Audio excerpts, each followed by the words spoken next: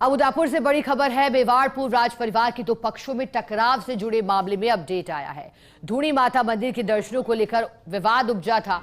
Police ने दोनों ही पक्षों द्वारा राजकार्य में बाधा और सरकारी संपत्ति को नुकसान पहुंचाने के मामले में 2 मुकदमे दर्ज किए हैं।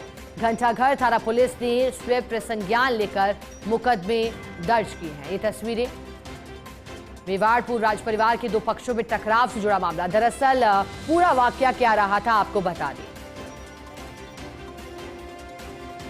मेवाड़ और पूर्व राज परिवार के सदस्य और जब अब बात हुई ताजपोशी की, तो उसके बाद एक परंपरा खास जिसमें सिटी पैलेस में और धूनी के दर्शन करने की बात, जिसके बाद बताया गया कि भीतर सिटी पैलेस के और बाहर पथराव हुआ और इस पथराव के बाद विवाद उपजा और राजकार्य में बाधा और सरकारी संपत्ति को नुकसान पहुंचाने के मामले में 2 मुकदमे दर्ज किए गए। कई फैसले भी जिला प्रशासन की ओर से लिए गए इस पूरे मामले को लेकर। अधिक जानकारी देने के लिए हमारे साथ उदयपुर से सहयोगी और रेजिडेंट एडिटर रवि शर्मा जुड़े हैं।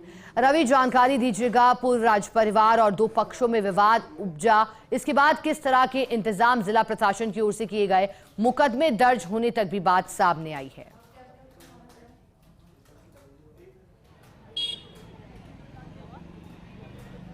बिल्कुल, देखिए शिखा, मैं आपको बता दूं, कल जो मेवाड़ राज परिवार के जो सदस्य हैं महेंद्र सिंह, उनका राज तिलक हुआ। उसके बाद धूनी के दर्शन करने को लेकर जो विवाद हुआ, देर रात वो स्थिति अनकंट्रोल्ड हो गई और उसके बाद पथराव भी हुआ। लेकिन अब जिला प्रशासन और पुलिस जो है वो पूरी तरीके से अलर्ट मोड पर है। आप देखिए, जिला कलेक्टर अरविंद पोसवाल, पुलिस अधीक्षक योगेश गोयल और जो तमाम सीनियर ऑफिशियल्स हैं वो यहाँ पर मोर्चा संभाले हुए हैं। ये जो रास्ता आप देख रहे हैं, मेरे कैमरा सहयोगी प्रकाश दिखाएंगे। ये जो रास्ता है, ये सिटी पैलेस जाने का रास्ता जो है, इसको पूरी तरीके से पैक किया जा रहा है, कॉर्डन ऑफ किया जा रहा है। आप देख पा रहे होंगे यहाँ पे किस तरीके से बैरिकेड्स लगाए जा रहे हैं, क्योंकि कल जब देर रात को जब मॉब था, भीड़ जो थी, उस दौरान ये जो बैरिकेड्स हैं ये हटा दिए गए थे, तोड़ दिए गए थे।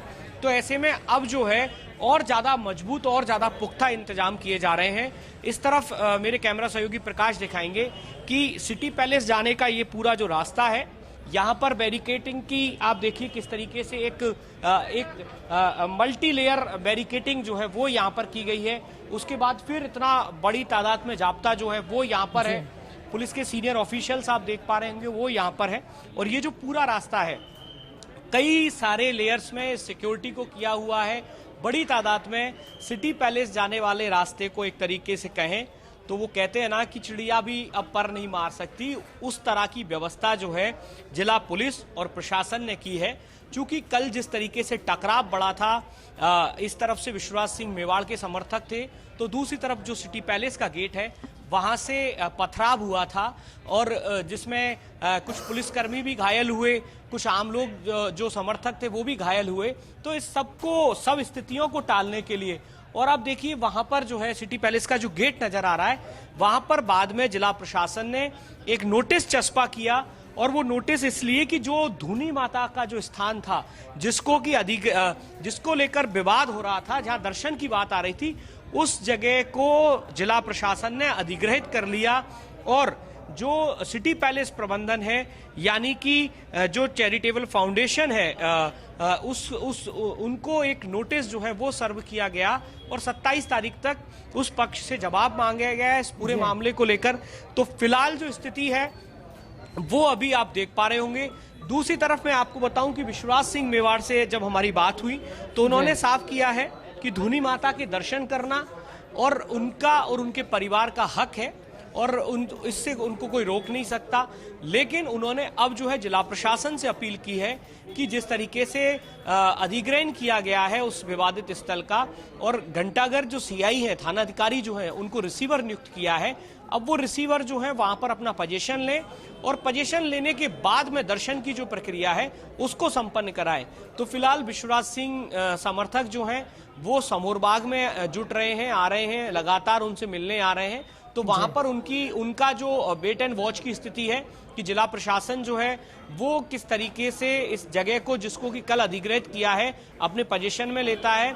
दूसरी तरफ आपने अभी थोड़ी देर पहले जिला कलेक्टर अरविंद पोसवाल ने भी कहा कि उन्होंने कोशिश की है कि दोनों पक्षों से 5-5 लोगों को बुलाया जाए और उनके साथ में मीटिंग की जाए, ताकि ये जो पैनिक पोजीशन है इसको सॉल्व आउट किया जा सके, इसको शॉर्ट आउट किया जा सके। चूंकि जो परेशानी है इस पोजीशन की वजह से, इस पैनिक सिचुएशन की वजह से उदयपुर का टूरिज्म जो है वो इफेक्ट हो रहा है, और वो टूरिज्म जो इफेक्ट हो रहा है उसका प्रभाव जो है यहाँ के रहने वाले हर आम और खास पर पड़ रहा है। तो ऐसे में ये स्थितियां उदयपुर के लिए, यहाँ की पर्यटन की जो आबो हवा है उसके लिए कतई ठीक नहीं है। और इसी वजह से अब जिला प्रशासन की कोशिश यही है कि दोनों पक्षों की ओर से जो भी मोतबिर, जो 5-5 लोग जो आए, उनको एक साथ बिठाया जाए और उनसे समझाइश की जाए कि ये जो स्थिति बनी है इसको किसी भी तरीके से, किसी भी सूरत में जो है वो सुधार लिया जाए, ठीक कर लिया जाए, ताकि जो सिचुएशन है वो और ज्यादा पैनिक ना हो। और दूसरी तरफ आप देखिए पुलिस और प्रशासन जो है वो पूरी तरीके से कोशिश कर रहा है कि अब जो कल जो हालात हुए थे लॉ एंड ऑर्डर को लेकर, वो अब स्थितियां फिर से ना बनने पाए। जी रवि, इस बात में कितनी सच्चाई है कि बड़ी पोल से लेकर धूनी तक और जनाना महल तक के क्षेत्र को कुर्क किया गया है? क्या किसी तरह की हकीकत इसमें?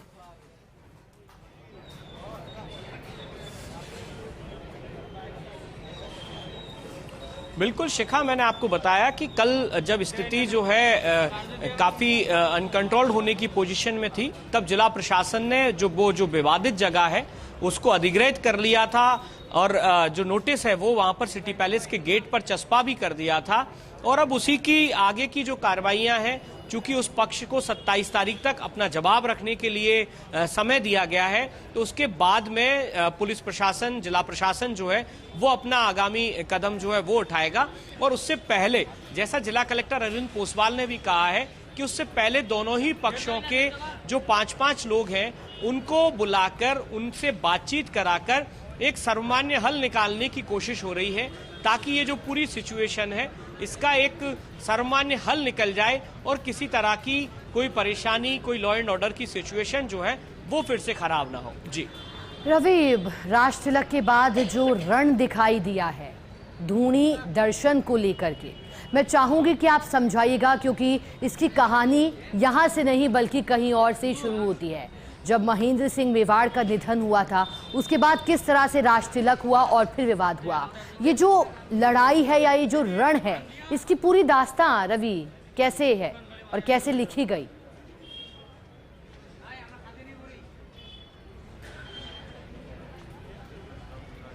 बिल्कुल, देखिए शिखा, दो चीजें हैं। पहली ये कि कल जब राज तिलक दस्तूर हुआ, उस दस्तूर के बाद में मेवाड़ के महाराणाओं की एक पुरानी परंपरा रही है।